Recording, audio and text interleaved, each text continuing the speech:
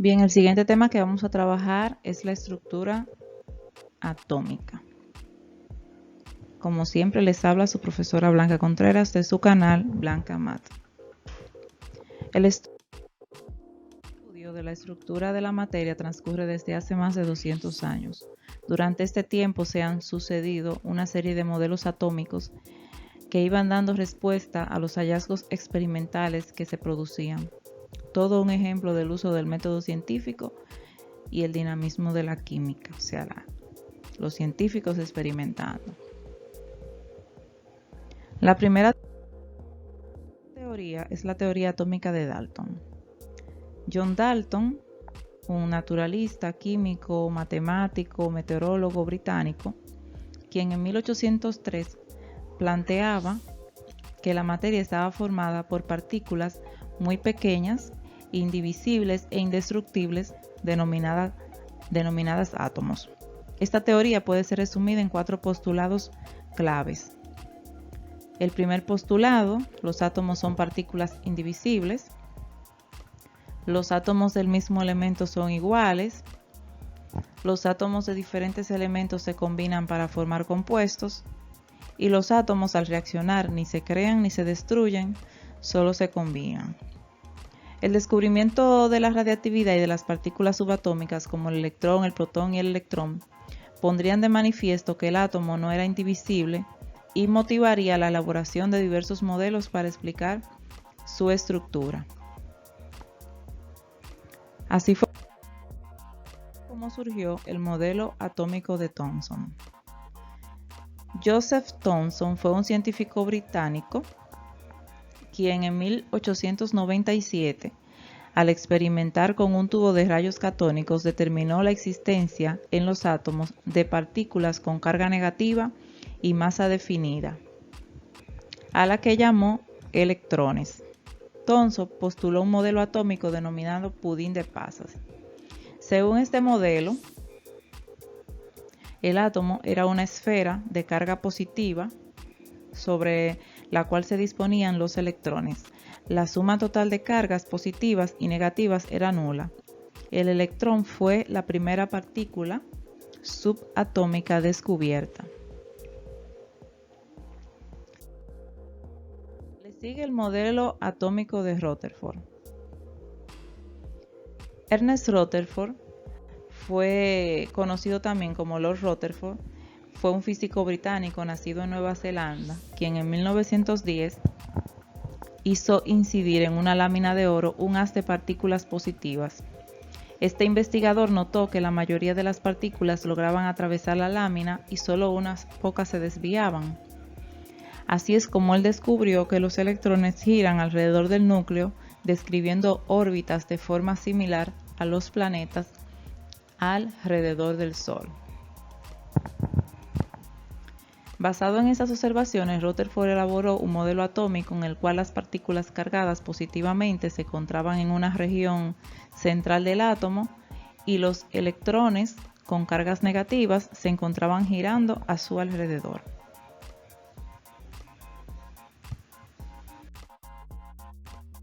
Según las leyes del electromagnetismo, cuando una partícula cargada se mueve con movimiento acelerado, emite radiación electromagnética. Esta radiación provocaría que perdiera lentamente energía y velocidad y al final precipitaba sobre el núcleo. Este razonamiento mostraba lo improbable del modelo de Rutherford, así que el científico Niels Bohr trajo el modelo atómico, llamado el modelo atómico de Bohr, basándose en las experiencias de sus colegas y en lo que él había descubierto. Decía que los electrones giraban alrededor del núcleo en un número limitado de órbitas. Cuando un electrón se encuentra en una órbita estable, no emite ni absorbe energía.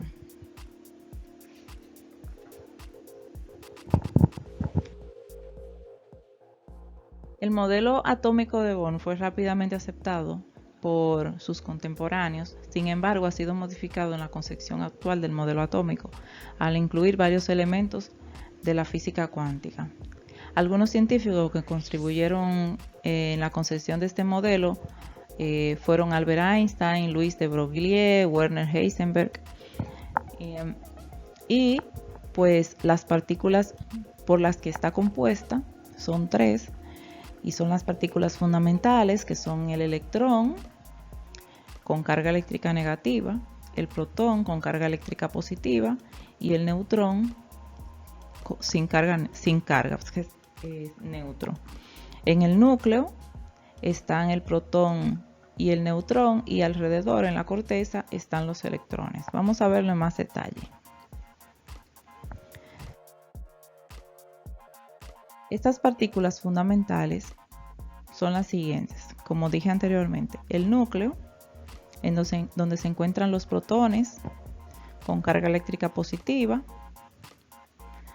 y los neutrones sin carga, o sea, es neutro, como su nombre lo indica. Este núcleo es la región central y está formado por los protones y los neutrones. Este forma casi toda la masa del átomo, y las propiedades que se derivan de la composición del núcleo del átomo son el número atómico y el número másico. El número atómico, que se representa por la letra Z, indica la cantidad de protones presentes en el núcleo. Debido a que los átomos no poseen carga eléctrica, el número de protones en el núcleo es igual al número de electrones que lo orbitan, y es el que identifica el elemento químico. O sea, con el número atómico nosotros podemos identificar qué elemento químico es. Entonces, como decíamos, el número atómico es la cantidad de protones que tiene el átomo en su núcleo. El número másico o masa atómica se representa por la letra A, indica la cantidad de protones y neutrones que tiene el átomo en su núcleo. O sea, los neutrones más los protones me van a dar la masa atómica o número másico, y se representa por la letra A. En la corteza nosotros tenemos la nube de electrones con carga eléctrica negativa. El modelo actual especifica que los electrones se mueven en regiones denominadas orbitales o nubes electrónicas. Y vamos a ver la representación de la masa atómica y el número atómico. Lo primero que hay que tener en cuenta es el símbolo del elemento. Puede ser carbono, hidrógeno, nitrógeno, oxígeno, cualquiera. Teniendo en cuenta cuál es su símbolo, se coloca el símbolo. Y aquí como superíndice va el número másico o la masa atómica. El número másico, recuerden que lo dijimos hace un momento, es la cantidad de protones más la cantidad de neutrones. Y aquí abajo, como subíndice, se coloca el número atómico. El número atómico es la cantidad de protones. Como aquí solamente se representa la cantidad el número másico o la masa atómica y el número atómico con su símbolo, no sabemos la cantidad de neutrones. Entonces, si nosotros queremos saber el número de neutrones que tiene nuestro átomo, simplemente tenemos que hacer una resta.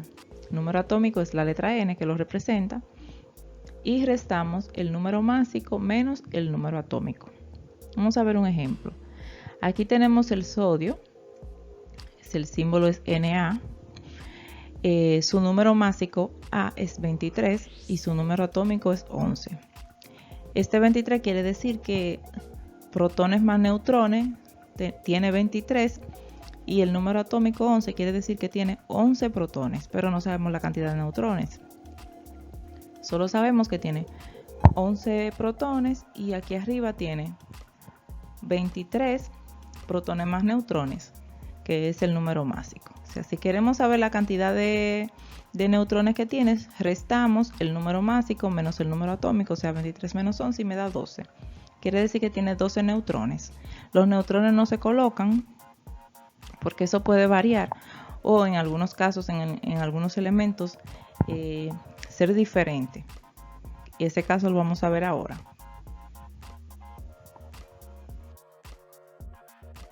El caso que le estaba mencionando son los isótopos. Son átomos de un mismo elemento cuyos núcleos tienen el mismo número de protones, pero difieren en el número de neutrones, por lo cual su número másico es diferente. O sea, son átomos del mismo elemento, en este caso del mismo elemento, pero tienen el mismo número de protones en su núcleo, pero varía el número de neutrones.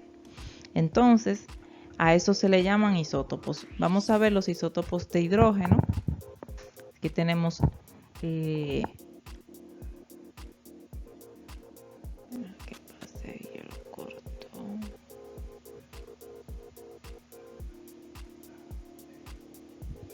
aquí tenemos los isótopos de hidrógeno. Este tiene como número másico 1, 2 y 3 y como número atómico 1, 1, 1. Quiere decir que tiene un número de masa de 1, que son los protones más los neutrones, 2 y 3, pero aquí abajo tiene la misma cantidad de protones, 1, 1 y 1. Entonces, 0 neutrones, 1 neutrón y 2 neutrones. Eso es lo que nos indica los isótopos, que tiene un protón, un protón, un protón, pero aquí hay 0 neutrones, aquí hay 1 neutrón y aquí hay 2 neutrones. Esos son isótopos.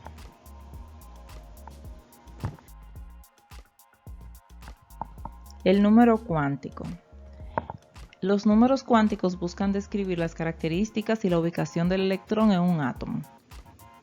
El número cuántico principal, se representa por la letra n, indica el nivel de energía y la distancia del electrón con respecto al núcleo. Son estos que están aquí, estos que están así de color azul, de color naranja, de color verde y de color morado. Estos son como anillos. Sus valores son números enteros positivos del 1 al 7, aunque solo se ocupan los primeros 4 niveles. O sea, son 7 niveles, pero solamente se ocupan los primeros 4. Por eso aquí tenemos 4 niveles de energía. El número cuántico secundario determina la región donde el electrón se mueve y el subnivel energético del electrón. O sea, en cada uno de los niveles hay otras líneas. Si se fijan, hay unas sublíneas. Aquí tenemos, en el primer nivel tenemos una, en el segundo tenemos 2, en el tercero tenemos 3 y en el cuarto tenemos 4. Estos son subniveles, o sea, son donde las regiones donde el electrón se mueve y su subnivel de energía. Estos subniveles se representan con las letras S, P, D y F. En el primer nivel está el valor S, o sea, el subnivel S. En el segundo nivel está el S y el P, o sea, que van ascendente. En el tercero está el S, P, D, o sea, primer subnivel, segundo subnivel, tercer subnivel. Y en el nivel 4 están los 4 subniveles, S, P, D y F. El tema con el cual vamos a seguir trabajando es la tabla periódica. Imagino que quieren saber qué es la tabla periódica. Bueno, la tabla periódica es un cuadro que presenta todos los elementos químicos que existen, ordenados según sus propiedades físicas. Fue diseñada por el químico ruso Dmitri Mendeleev en el año 1869 y es considerado por muchos como el descubrimiento más importante de la química. Y es que esta compleja ordenación de elementos permitió predecir el descubrimiento de nuevos elementos y permitió realizar investigaciones teóricas sobre estructuras desconocidas hasta el momento. Entonces nos preguntamos, ¿cuántos elementos tiene la tabla periódica? Actualmente, la tabla periódica cuenta con 118 elementos, 94 de los cuales se dan de manera natural en la Tierra. Sin embargo, los científicos están intentando sintetizar nuevos elementos artificiales, por lo que no se descarta que esta lista aumente en el futuro. De hecho, los grandes laboratorios de Japón, Rusia, Estados Unidos y Alemania compiten por ser los primeros en obtener los siguientes, que son el 119 y el 120. Vamos a ver ahora cómo está organizada la tabla periódica.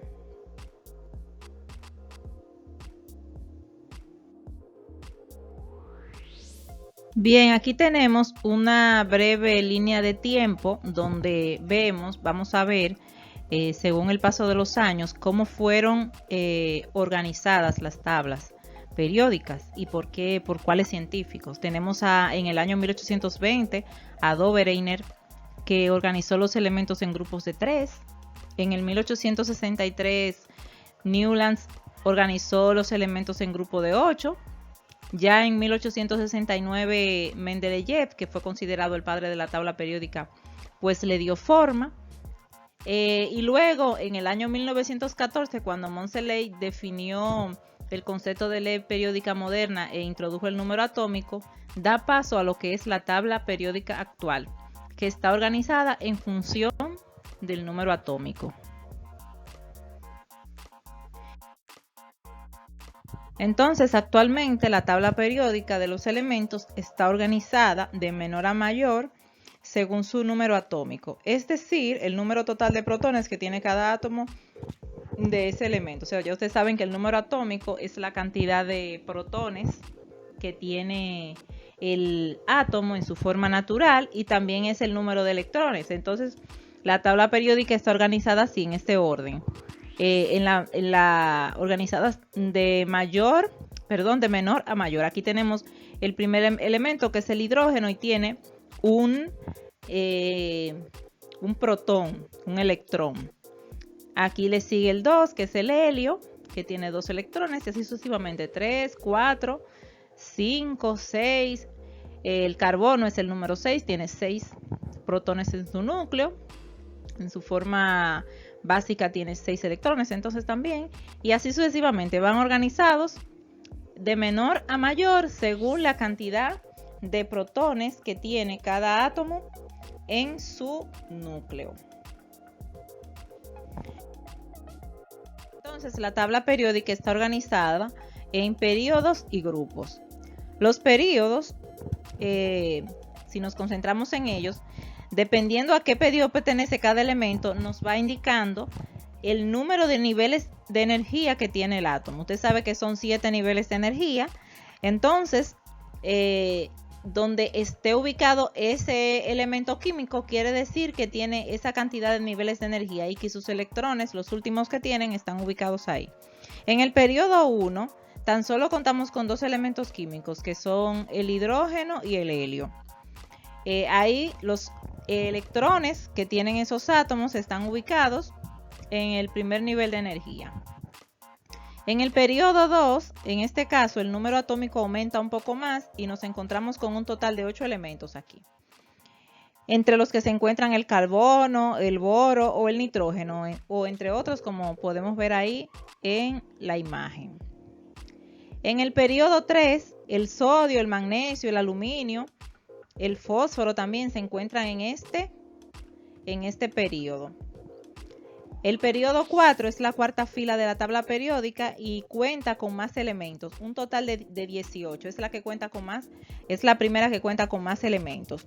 Un total de 18 elementos serán los que se sitúen en ella.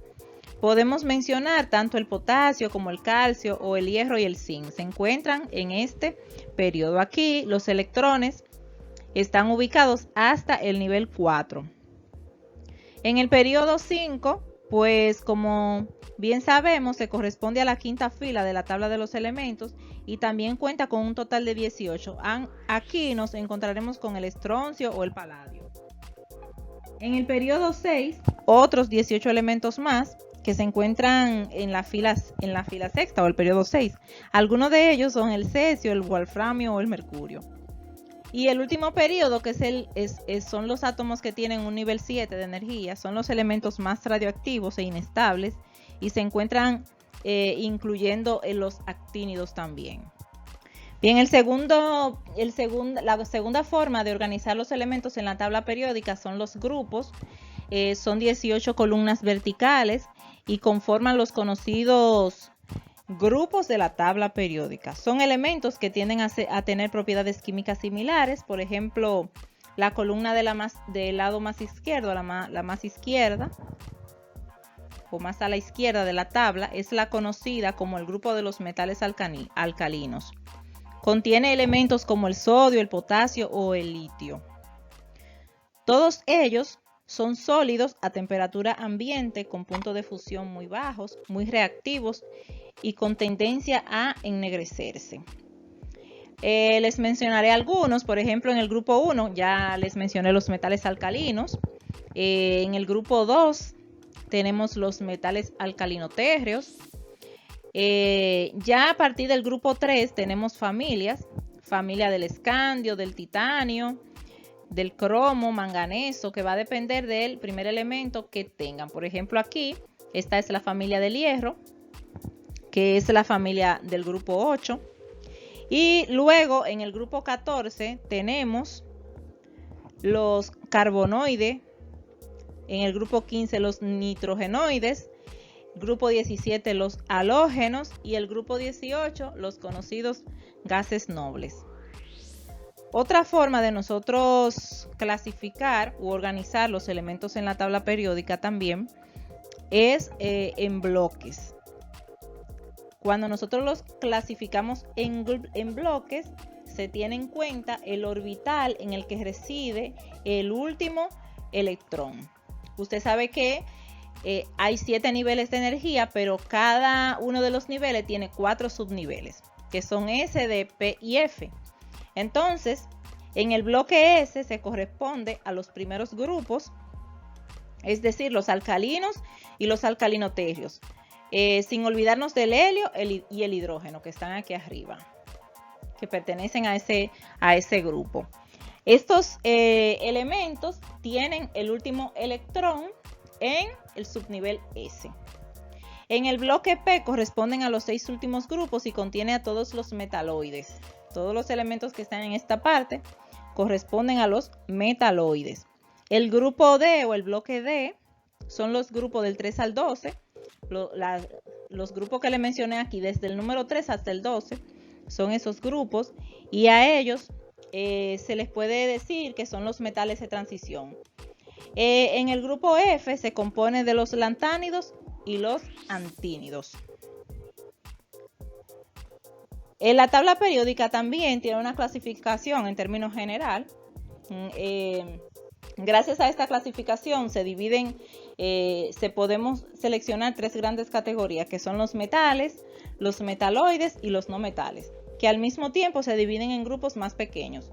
Los metales alcalinos, los alcalinotérios, los metales de transición, los lantánidos, los actínidos, los no metales y todo eso. Entonces aquí en la tabla periódica, si se fijan, estos colores nos indican a qué clasificación pertenecen. Por ejemplo, el verde oscuro, estos son los gases nobles. El verde oliva serían los halógenos, todos esos elementos son halógenos.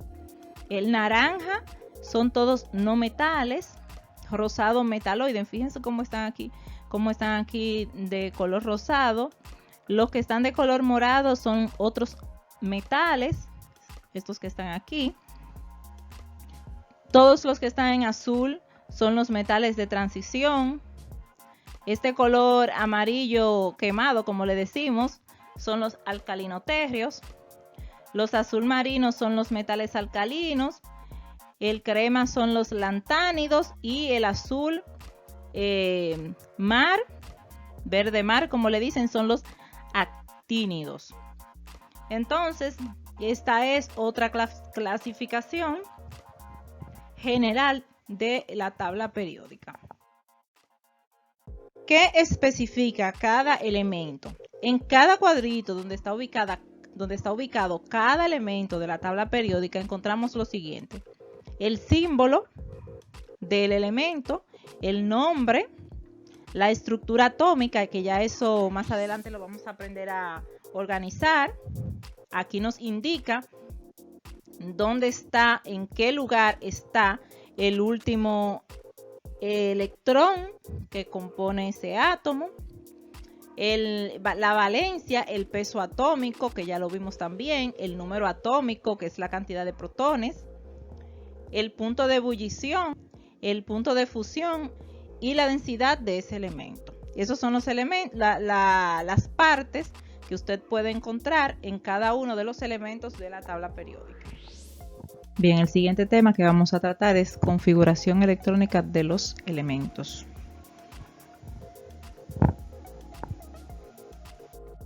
Bien, ¿qué es la configuración electrónica? La configuración electrónica de los elementos es la disposición de todos los electrones de un elemento en los niveles y subniveles energéticos, o sea, en las orbitales. A estos subniveles se le llaman orbitales.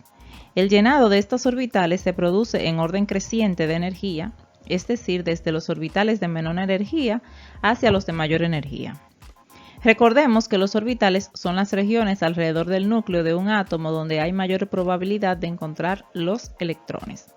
Entonces aquí tenemos un átomo, esta parte de aquí es el núcleo del átomo, aquí están los electrones alrededor, esos de aquí, y estos son los niveles de energía u orbitales. Aquí tenemos 3 niveles de energía, un nivel, 2 niveles, tercer nivel. En todos los niveles hay una cantidad específica de electrones. ¿Cómo se escribe la configuración electrónica de un elemento? Bueno, la configuración electrónica se escribe ubicando la totalidad de los electrones de un átomo o ion en sus orbitales o subniveles de energía. Para ello vamos a utilizar la regla de las diagonales. O sea, vamos a ver cómo se escribe esa configuración, cómo está configurado electrónicamente un átomo, o sea, cómo están localizados cada uno de los electrones que tienen. Recordemos que existen 7 niveles de energía y cada uno de ellos tiene a su vez hasta 4 subniveles de energía denominados S, P, D y F. Bien, entonces, ¿cuál es la cantidad máxima de electrones que puede alojar cada subnivel? Bueno, en el subnivel S se pueden alojar un máximo de 2 electrones. En el subnivel P se aloja un máximo de 6 electrones. En el subnivel D se aloja un máximo de 10 electrones y en el subnivel F se aloja un máximo de 14 electrones. Tenemos que tener esto pendiente para poder ubicar los electrones en cada uno de los niveles de energía.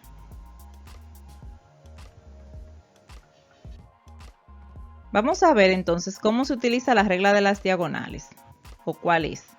Aquí en esta tablita ustedes si quieren la pueden copiar para que la tengan pendiente. La vamos a utilizar para ubicar, hacer la configuración electrónica de varios elementos. Este número de aquí son los niveles y aquí están los niveles y subniveles. Aquí este numerito representa el nivel, la letra S es el subnivel y el exponente es la cantidad máxima de electrones que se pueden colocar en ese subnivel o en cada subnivel. Siempre va a ir aclarando ahí la cantidad máxima de electrones. Entonces, si usted suma la cantidad máxima de electrones que va en cada subnivel, va a tener la cantidad máxima de electrones de cada nivel. En el nivel 1, por ejemplo, solamente se pueden colocar 2 electrones. En el nivel 2 serían 8, porque en el subnivel 1 sería, en el subnivel S sería 2 y en el subnivel P serían 6, entonces 6 más 2 son 8, así que el nivel 2 coge 8 electrones solamente y así sucesivamente. Esa es la regla de las diagonales. Vamos a ver cómo se utiliza el diagrama de Moeller o regla de las diagonales. Lo primero es que para utilizar la regla de las diagonales siempre se deben seguir las líneas diagonales del diagrama desde arriba hacia abajo.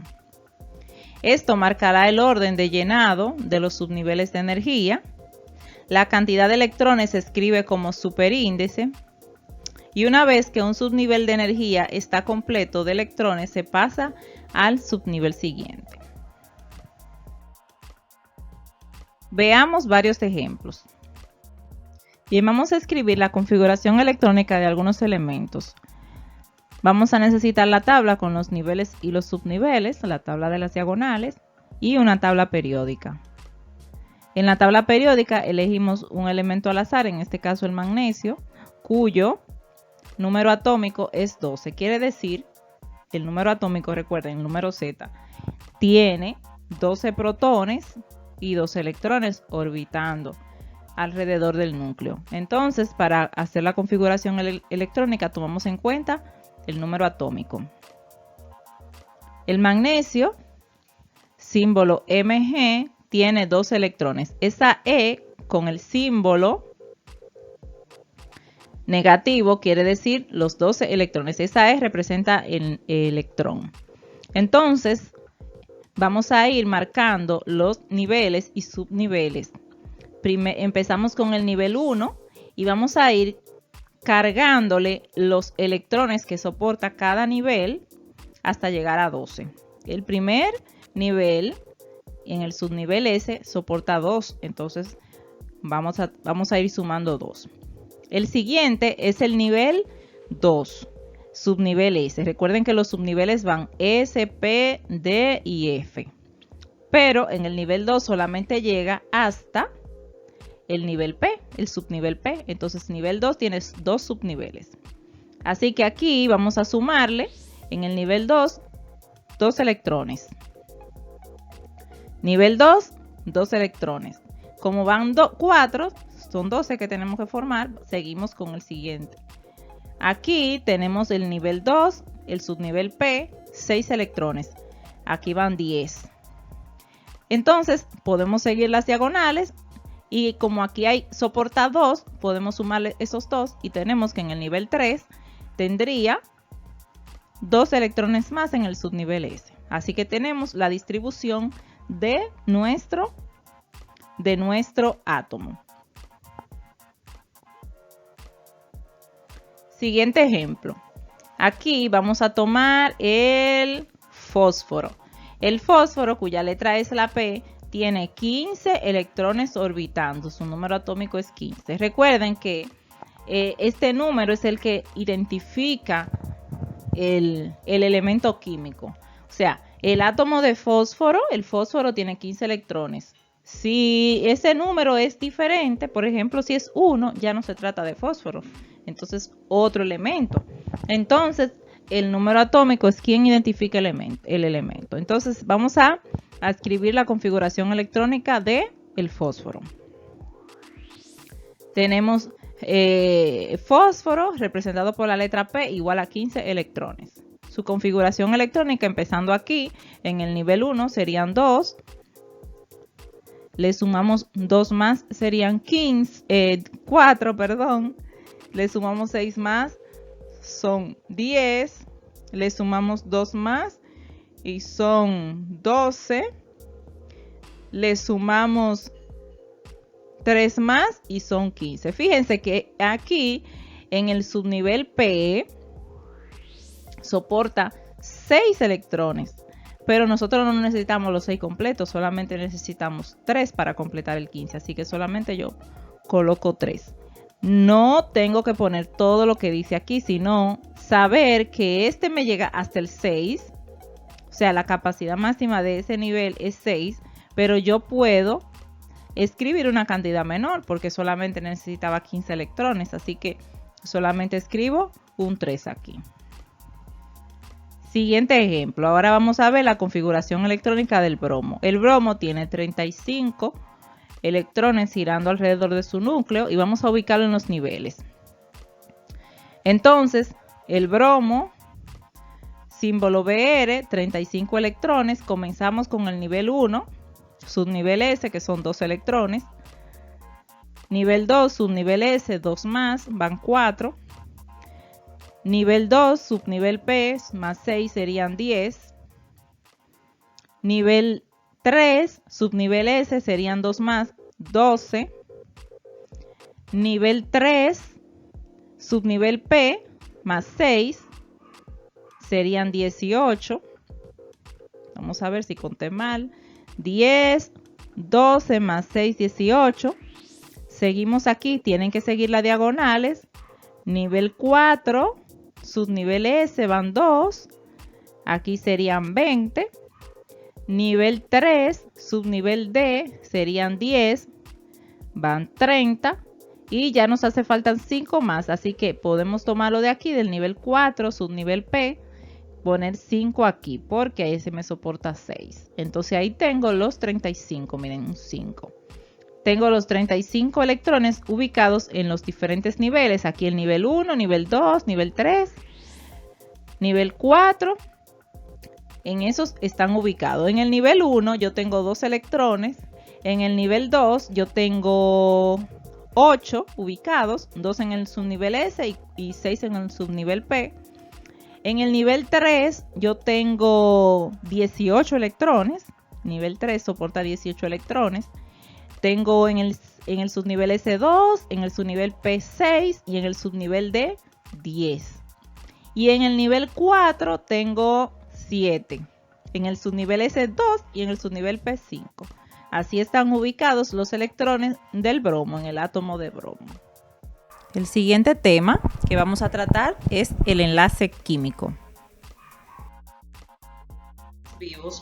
Los seres vivos se componen de átomos, pero en la mayoría de los casos esos átomos no están flotando por ahí individualmente, solitarios. Por el contrario, generalmente están interactuando con otros átomos o grupos de átomos. Esta interacción se realiza mediante una fuerza. Esa fuerza que une los átomos, ya sean iguales o distintos, es lo que llamamos enlace químico. Entonces, definimos enlace químico. Un enlace químico corresponde a la fuerza que une o enlaza a dos átomos, ya sean iguales o distintos. Fuerza que une a dos átomos, ya sean iguales o distintos. Pero, ¿por qué se forman los enlaces químicos? La respuesta es fundamental. Los átomos están tratando de alcanzar el estado más estable posible. Muchos de ellos se vuelven estables cuando su orbital de valencia está lleno de electrones o cuando satisfacen la regla del octeto. Recordemos que la orbital de valencia es el último nivel de energía de un átomo. Los electrones de valencia son los electrones que se ubican en el último nivel. Entonces, en este átomo de cobre que tenemos aquí con 29 electrones, la orbital de valencia es la última, la número 4, la que está señalada con rojo, y en ella tenemos un solo electrón. Como vemos aquí en la configuración electrónica del cobre, el último nivel, el nivel 4, S1, solo hay un electrón, o sea que el átomo de cobre tiene un electrón de valencia. Entonces, los electrones siempre buscan la forma de estar nivelados, de estar la regla del octeto es la tendencia de los electrones a completar con 8. Es la tendencia de los electrones a completar con 8 electrones su orbital de valencia. Si los átomos no tienen este arreglo, desearán lograrlo al ganar o perder o compartir electrones mediante los enlaces. Aquí vemos un átomo de sodio que comparte un electrón con un átomo de flúor. El flúor tiene 7, le falta 1, así que el sodio le da 1 y el flúor tiene 8.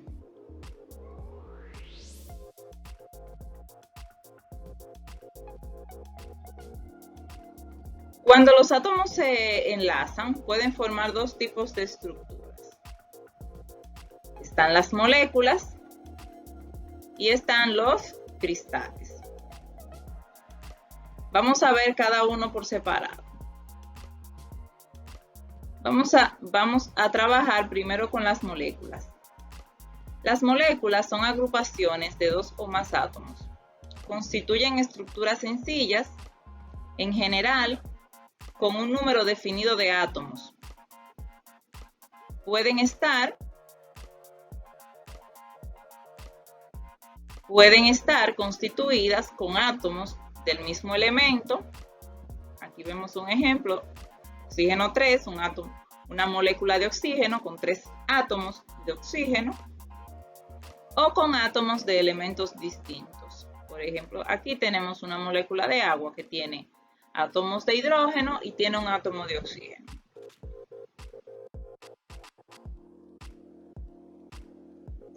Los cristales. Esta es la otra estructura que se puede formar cuando se enlazan átomos. La que vimos anteriormente eran moléculas y aquí tenemos los cristales.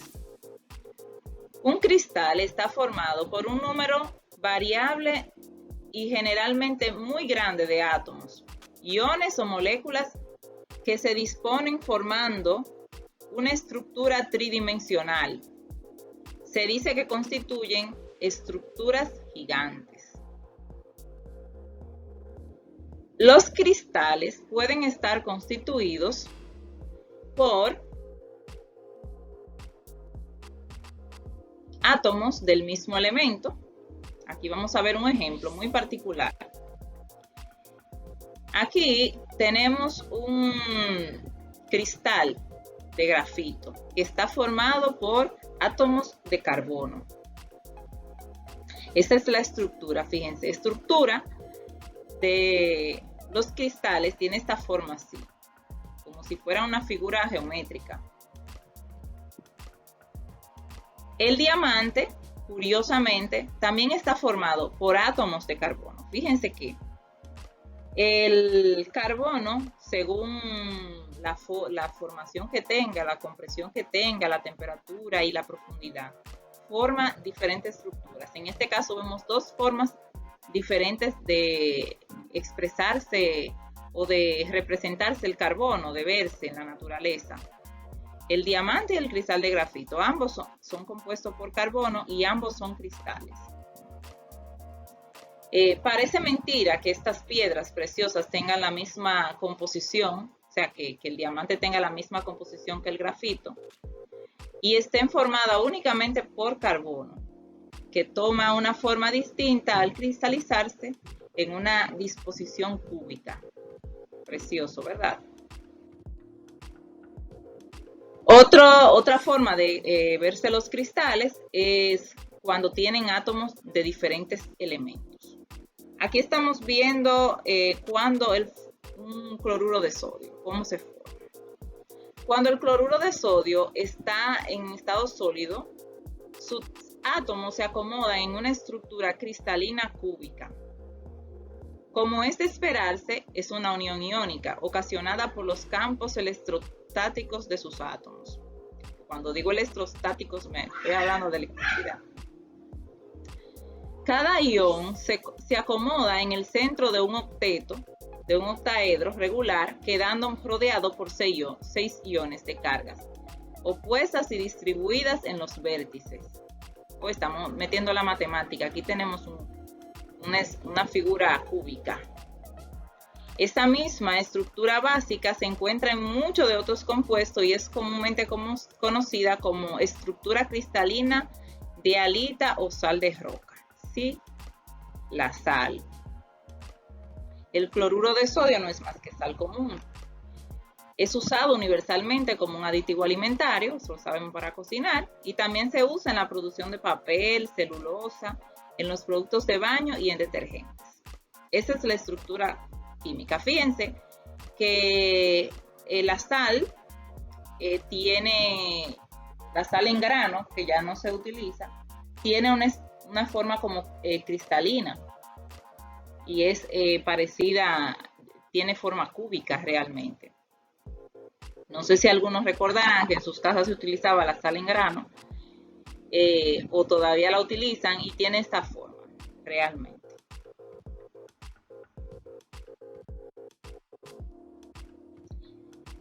Bien,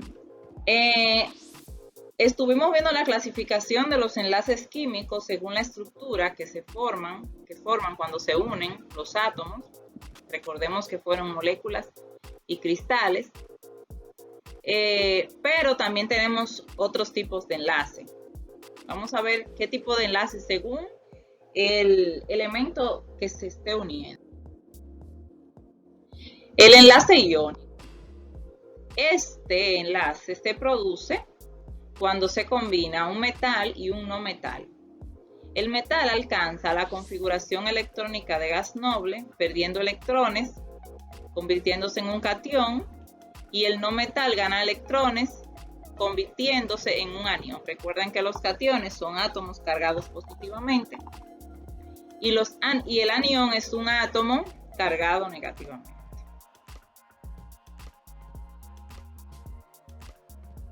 Nosotros vamos a ver como ejemplo, ¿verdad? El cloruro de sodio, este mismo que teníamos ahí. Cuando un átomo pierde un electrón y otro gana un electrón, el proceso se conoce como transferencia de electrones. Tomen nota ahí. Entonces, el sodio, que es un ejemplo buenísimo para representar el enlace iónico. Recuerden que el enlace iónico es cuando un metal se une con un no metal. Entonces, el sodio solo tiene un electrón en su capa electrónica externa, por lo que es más fácil que el sodio done ese electrón a que encuentre 7 electrones para llenar su capa externa. Debido a esto, el sodio tiende a perder su único electrón y se lo cede al cloro. Por otra parte, el cloro tiene 7 electrones en su capa externa. En este caso es más fácil que el cloro gane un electrón a que pierda 7. Entonces tiende a tomar ese. Cuando se combinan el sodio y el cloro, el sodio donará su electrón para vaciar su capa más externa y el cloro aceptará ese electrón para llenar la suya. Ahora ambos iones satisfacen la regla del octeto que vimos ahorita y tienen capas externas completas. En fisiología, ciertos iones se conocen como son el sodio, el potasio y el calcio, entonces electrolitos. Estos iones son necesarios para la conducción de impulsos nerviosos, la contracción muscular y el equilibrio del agua. Muchas bebidas deportivas y suplementos dietéticos proporcionan iones para reponer a aquellos que pierden durante el ejercicio por la sudoración. Entonces, ya saben que los electrolitos básicamente son iones y que son necesarios para la conducción eléctrica. Bien, las características de los compuestos iónicos. Recuerden que los iónicos, los enlaces iónicos son los que están formados por un metal con un no metal. Tienen esas características. Son sólidos a temperatura ambiente. Fíjense que la sal, por ejemplo, que es uno de los enlaces iónicos que vimos, es sólida a temperatura. No conducen la corriente eléctrica en estado sólido, pero sí cuando están disueltos o fundidos.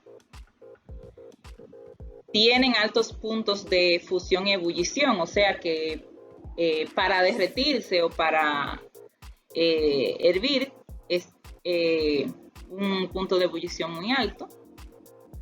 Son duros pero frágiles y son solubles en agua y en otros disolventes polares. El siguiente tipo de enlace es el enlace covalente. Este enlace es cuando los átomos no metálicos se unen. Cuando los átomos no metálicos. El enlace covalente es un enlace que tiene lugar entre átomos no metálicos. Estos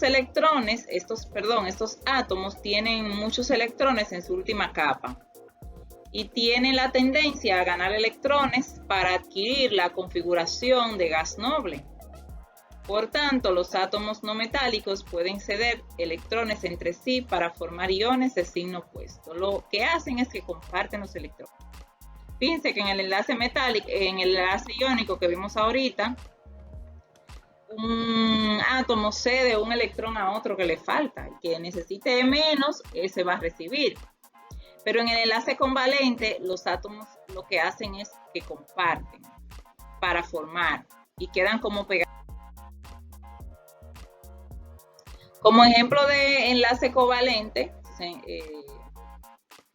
examinemos el agua.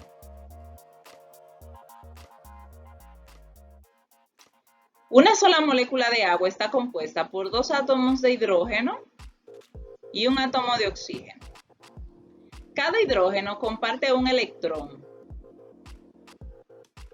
con el oxígeno. Y el oxígeno comparte uno de sus electrones con cada hidrógeno, quedando así. Fíjense que realmente cuando comparten el electrones, el hidrógeno queda enlazado con el oxígeno. El oxígeno tiene su capa de valencia completa, su orbital de valencia. Entonces, ¿qué es lo que hacen? Que los electrones compartidos dividen su tiempo entre las capas de valencia de los átomos de hidrógeno y oxígeno y le dan a cada átomo algo que parece como una capa de valencia. Esto hace que una molécula de agua sea mucho más estable de lo que sería si los átomos que la componen están solos. Entonces, aquí lo que vemos es que es como que ellos comparten los átomos, pero no se lo dan completamente, sino que lo comparten y el tiempo de esos electrones compartidos se dividen entre los de hidrógeno y de oxígeno para que estén completos. Y así no haya un desequilibrio, es como que dando y dando, pajarito volando. Hay dos tipos principales de enlace covalente. Tenemos primero el enlace polar. El enlace polar es un enlace covalente. Los electrones comparten de forma no equitativa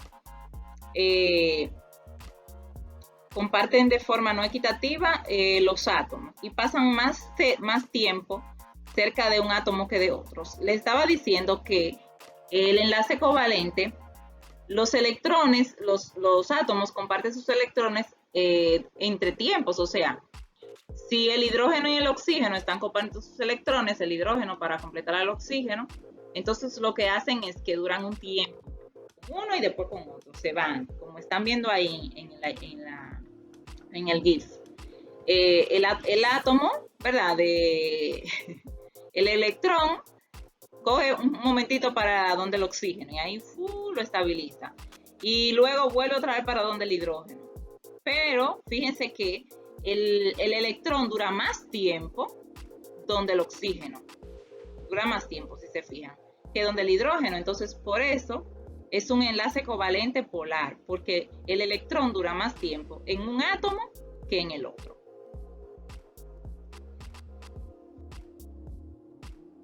Entonces, tenemos también el enlace covalente no polar. Estos se forman siempre entre átomos del mismo elemento o también de diferentes. Pero aquí los electrones, comparten el tiempo equitativamente entre ambos átomos. No se van. O sea, no, ¿por qué? Porque tal vez no hay necesidad, como vamos a ver. Un ejemplo es el oxígeno. Es polar, es un enlace covalente, no es polar, porque los electrones se comparten equitativamente entre los dos átomos de oxígeno. Realmente necesitan uno, entonces por eso están ahí un solo. Otro ejemplo de enlace covalente no polar puede encontrarse en el metano.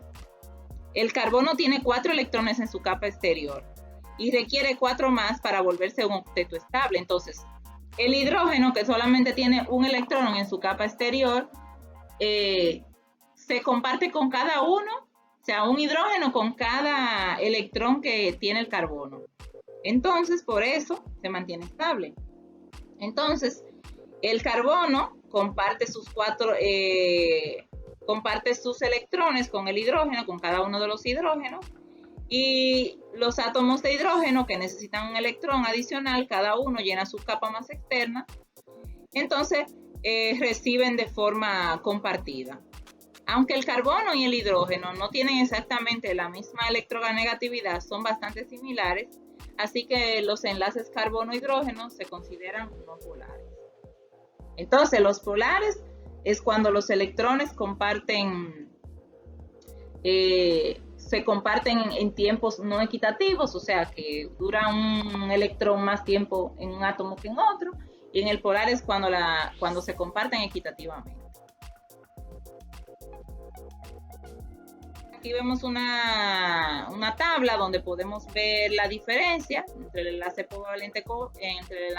covalente polar y el no polar. El agua, que fue el ejemplo que vimos, es un enlace covalente no polar. La forma molecular es doblada, así como vemos ahí. Y el metano, que es un enlace covalente no polar, la forma molecular es tetraédrica.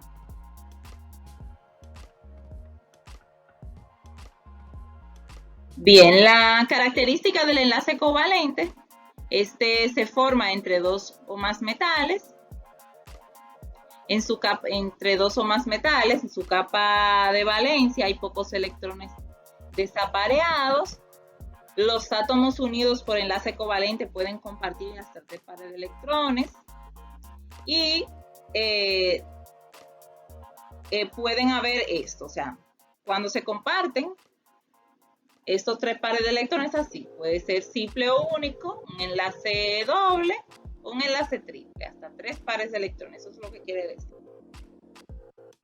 El siguiente enlace es el enlace metálico. Se produce el enlace metálico, ya me imagino que lo sabrán, cuando se combinan metales entre sí. Los átomos de los metales necesitan ceder electrones para alcanzar la configuración de un gas noble. En este caso, los metales pierden electrones de valencia y se forma una nube de electrones entre los núcleos positivos.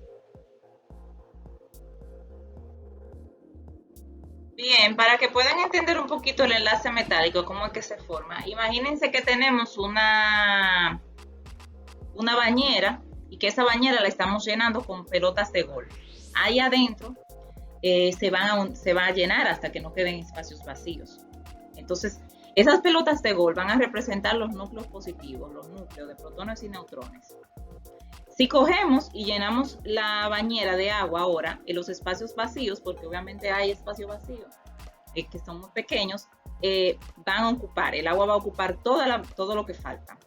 O sea que vamos a tener una bañera llena de pelotas de golf con agua. Esa agua viene representando los electrones, están ahí mezclados todos, y las pelotas de golf vienen siendo los núcleos de los átomos, o sea que todos los electrones están ligados entre sí. Eso es un enlace metálico. Cuando nosotros tenemos ese tipo de enlace, es algo flexible, porque si tomamos y metemos la mano dentro de la bañera, vamos a ver que fácilmente se pueden mover las pelotas, se puede mover el agua, ¿verdad? No es una cosa difícil. Por eso es que esa es una estructura bastante peculiar, la estructura del enlace metálico. Dentro de los enlaces metálicos tenemos aleaciones, que son mezcla de metales o de un metal con otra sustancia no metálica. Por ejemplo, el acero es una mezcla de hierro y carbono. Las aleaciones son diferentes a la de los componentes, como si se tratara de un nuevo metal. Los metales son sólidos a temperatura ambiente, con excepción del mercurio, es un poco líquido. El mercurio, recuerden, es ese metal que nosotros tenemos o vimos en los termómetros. ¿Recuerdan eso? Yo les hablé de eso, que es un metal que está en estado líquido en su temperatura ambiente. Los metales son densos y duros, tienen un alto punto de ebullición y fusión, tienen brillo, son conductores de la electricidad y el calor, son maleables, como les dije lo de la bañera, así que son fáciles, dúctiles, tenaces y resistentes a las rupturas y tensiones. Es difícil romper una aleación de metal. También una estructura de metal. No olvides suscribirte y activar las notificaciones.